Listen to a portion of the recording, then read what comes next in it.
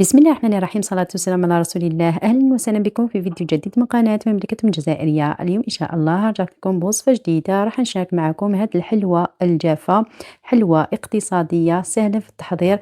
بحبة تاع بيض وزوج ملاعق تاع لا مارغرين، حتقطع لنا كمية كبيرة وبزاف بزاف سهلة في الخدمة. نتمنى إن شاء الله تعجبكم وصفة اليوم، تخليوا لي جيم ولا لايك لهذا الفيديو، آراءكم في التعليقات. على بركة الله روحوا باش نوجدوا الوصفة تاعنا. هنايا بسم الله. اول حاجه في الغيسيبيون كيما قلت لكم نحتاجو زوج ملاعق كبيره تاع لا مارغرين تكون طريه. عندي هنايا كيس تاع فلون ذوق الليمون ولا ذوق القارص. عندي زوج ملاعق تاع السكر الحبيبات ورشه تاع الملح. راح نخلطوا هاد المكونات. هنا تحبوا تستعملوا الباتر ولا خدموا مليح هاد الخليط غير بيديكم. هنايا بعد ما نخلطوا هاد المكونات حوالي زوج دقائق، راح نضيفوا حبة كاملة تاع البيض كما شفتوا. حنزيد لافاني مباشرة فوق هذيك الحبة تاع البيض. راح ندير قشور الليمون اللي يمدوا بنا بزاف بزاف هايلة لهاد الحلوة. وعندي هنايا نصف كاس تاع الزيت راح نضيفوه على دفعات وحنا نخلطو. هنا بعد ما تكملوا الزيت يعني خلطوا هاد المكونات مليح، تبقاو تضربوا حوالي دقيقة باش نضيف هنايا ملعقة كبيرة تاع جوز الهند اللي هي لنوة كوكو، مع زوج ملاعق كبيرة تاع الكاوكاو اللي يكون محمص وملحي رقيق.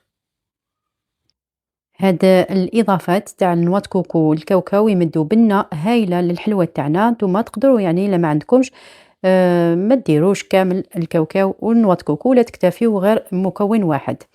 هنايا راح نضيفو أكيد الفرينة. درت زوج كيسان تاع الفرينة مع كيس تاع خميرة الحلويات وزن 10 غرامات. طبعا الفرينة كانت مغربلة معايا. بالنسبة للكيس تاع خميرة الحلويات لازم نغربلوه هكذا باش ما يديرناش الحبيبات ولا تكتلات في وسط العجينة. نخلط هذا الخليط لهاد العجينة بلا سباتول باش ندخل يديا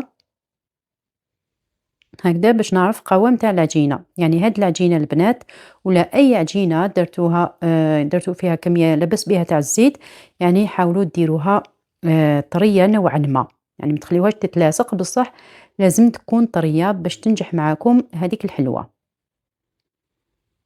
هنا بعد ما ضفت لها الكمية اللازمة تاع الفرينة، شوفوا البنات نتحصلوا قلت لكم على العجينة لازم تكون طرية.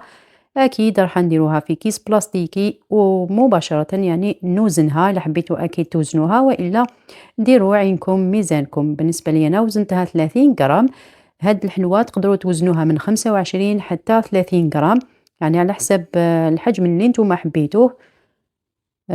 هكذايا نوزنهم كامل نديرهم على شكل كويرات. وبالنسبة تاني للشكل تاع هاد الحلوة يعني تقدروا ديروها كويرات وتطيبوهم، ولا ديروهم بهذا الشكل على شكل أصابع كما راح نديرهم دوكا. يعني كل كرية نحاول نديرها هكذا، نديرها كشغل حربوش فوق سطح العمل، ونصبت عليها حاجة قليلة برك من الفوق ونحطها في سنيوة. نحاول نديرهم طبعا كامل نفس القيس. هنا ما ديروا لا طابع لا والو، كيما قلت لكم تقدروا ديروها كويرات. ما إلا درتوها كويرات البنات حاولوا تنقصوا الميزان، ما ديروش 30 غرام باش ما تجيكمش الحبة كبيرة بزاف، يعني ديروا 25 غرام تجيكم بزاف هايلة وتقطع لكم كمية أكثر. يعني إلا درتوها 25 غرام تقطع لكم 30 حتى 32 حبة.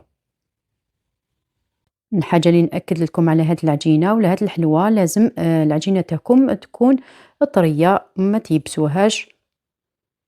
هنا بعد ما كملت هاد الكمية ومازال لي حبات، راح نطيبهم أكيد في فرن يكون مسخن من قبل على 170 درجة مئوية حتى وين تطيب يعني وتتحمر جيدا بلا ما تشعلوا لها من الفوق. ونحوها شوفوا الشكل يعني كيفاش تخرج بعد ما تطيب، يعني تجيكم مشقة دلالة بلي الحلوة تاعكم بزاف بزاف خفيفة. هنا باش نزينو الحلوى عندي كمية تاع مربى المشماش اللي كنت خففته بشوية تاع الماء مع عادي، حطيته فوق النار يسخن.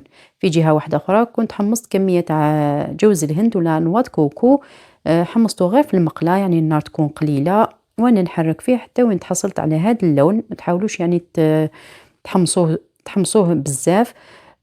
بعدها بعد ما برد أكيد هاديك بردت هاديك لانواة كوكو، زدت لها كمية تاع القفريت ذوق الفانيلا. القفريت يعني خيروا نوعية تكون شوية بنينة وما ترحوهاش في الأشواء البنات، القفريت دايما يسكرفجوها يجوزوها في الغربال الخشين، ولا غير تكرازيوها هكذا بيديكم وتضيفوها مع نواة كوكو. طبعا هذه الإضافة يعني اجتهاد من عندي فقط البنات، نتوما تقدروا تكتفيوا غير بنواة كوكو ولا ديروا الكفريت وحدها، ولا ديروا الكاوكاو اللي تكونوا حمصتوه ورحيتوه متوسط. مي لانه اخوات بزاف طلبوا مني الحلويات بجوز الهند، يعني واحد الاخت دائما تطلب مني هذا النوع من الحلويات، حبيت نديرها لكم يعني بذوق نواة كوكو. كيما شفتوا الحلوة تاعنا نديروها في هذاك الخليط تاع المربى اللي قلت لكم راه سخون، لازم يكون سخون باش تحطوا الحلوة تاعكم هكذا باش تتشرب وتجيكم بزاف بزاف بنينة. تخلوها هكذا شوية في هذيك المربى ومن بعد ترمدوها في نواة كوكو اللي حمصناه مع الكفريت.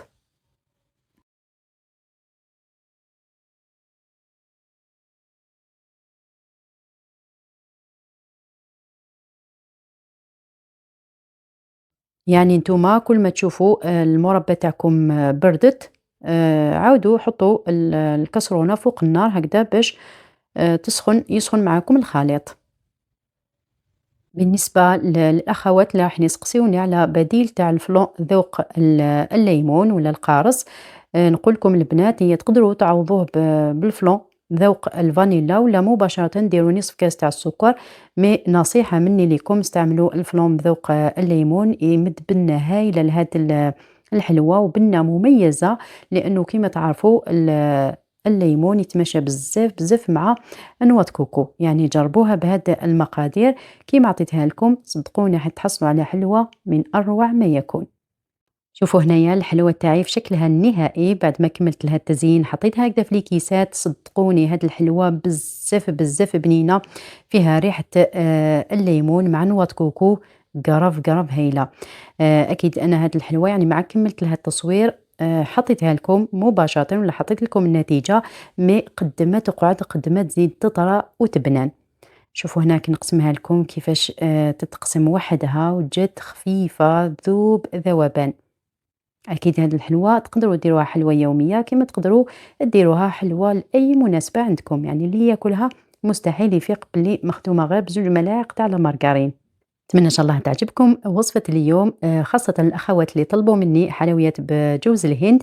ننصحكم تجربوها في أقرب وقت، وأنا ما بقى لي إلا نقول لكم إلا عجبتكم هذه الوصفة خليوا لي أكبر عدد من اللايكات، أكبر عدد من التعليقات، بارطاجوها للأهل والأحباب باش كامل يستفادوا. وإلى الملتقى في فيديو واحد آخر بحول الله، والسلام عليكم ورحمة الله.